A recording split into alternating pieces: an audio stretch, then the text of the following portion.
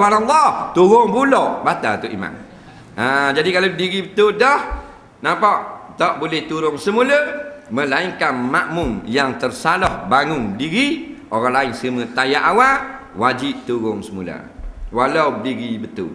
Faham? Kan ini semayang berjemaah.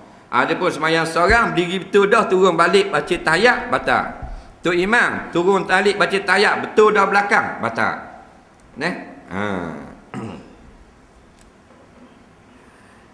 Bagi seseorang imam atau orang yang semayang sendiri, jika ia kembali kepada kunut sedangkan ia sudah hampir kepada sujud, atau kembali kepada tasyahud awal sedangkan ia sudah hampir kepada qiyam, maka kedua-dua itu membatalkan semayang jika ditinggalkan dulu itu kunut dan tasyahud awal dengan sengaja, dan tidak disunatkan sujud sahwi bagi yang meninggalkan tasyahud awal jika ia bangun berdiri tetapi belum lagi sampai kepada hak rokok, baru tekan nak bangun, turun balik, tak sunat sujud sahwi kerana pergerakannya sedikit. Demikian juga tidak disunatkan sujud sahwi bagi yang meninggalkan kunut jika ia turun sebelum sampai kepada hak rokok, kerana perbuatan yang demikian dianggap sedikit juga. Dia nak turun sujud, patut baca kunut, baru nak gerak turun senggeng gitu, teringat baca kunut mula, tak sunat sujud sahwi kerana sikit lari. Tapi turun berodong dah sampai lagi ke bumi, naik balik kerana sunat sujud sahwi. Bagi seorang makmum pula tiada pilihan selain wajib kembali mengikut imam di mana dia berada. Melainkan jika imam itu melakukan sesuatu yang membatalkan semayang seperti sudah betul qiyamnya, tapi ia imam kembali kepada duduk baca tasyahud atau sujud dengan sempurna, semua tujuh anggota itu berada ada tempatnya anggota, tiba-tiba ia imam kembali kepada kunut, maka tiada harus makmum ikut kembali bersama dengan imamnya, sebaliknya hendaklah menanti imam itu berdiri. Jika makmum sudah berdiri bersama imam pada masalah meninggalkan tasyahud awal atau belum lagi berdiri, tiba-tiba imam kembali duduk tasyahud sedangkan dia sudah berdiri betul, wajiblah makmum berdiri dan jangan turut duduk bersama imamnya. Baik.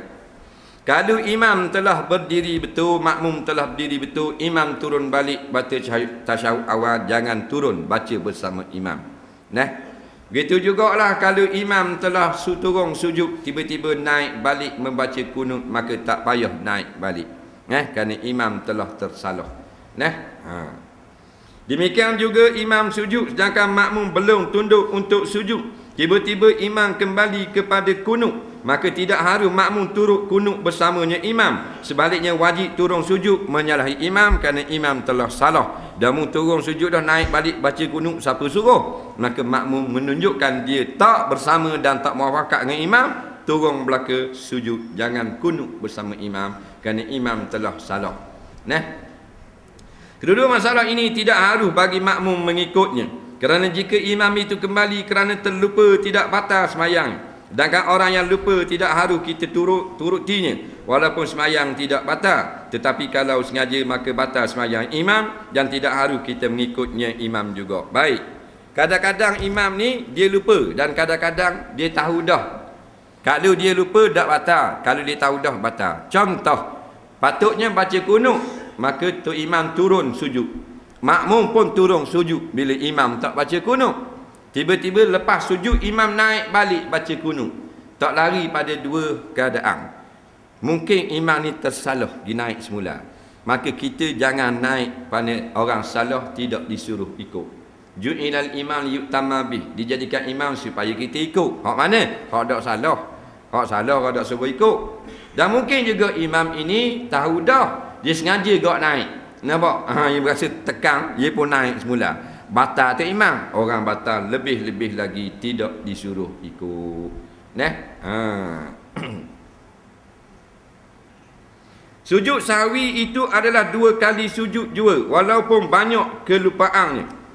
Diwajibkan meniatkan sujudnya sahwi tepatnya sebelum beri salam, tetapi selepas beri tasyahud akhir dan selawat. Syarat dan segala sunat sujud sahwi sama seperti sujud semayang, tetapi sunat dibaca subhanaman la yanamu wala yashu, maha suci Tuhan yang tidak tidur dan tidak lupa. Jika diberi salam dengan sengaja, luputlah sujudnya, atau diberi salam kerana terlupa yang masa perceraiannya salam agak lama, luputlah sujudnya. Tetapi jika sekejap saja perceraiannya dia disunatkan sujud sahwi. Dan bila dia sujud sahwi, berarti dia kembali kepada semayang, maka wajib mengulangi salam yang lain, dan jika berhadah niscaya batallah semayang.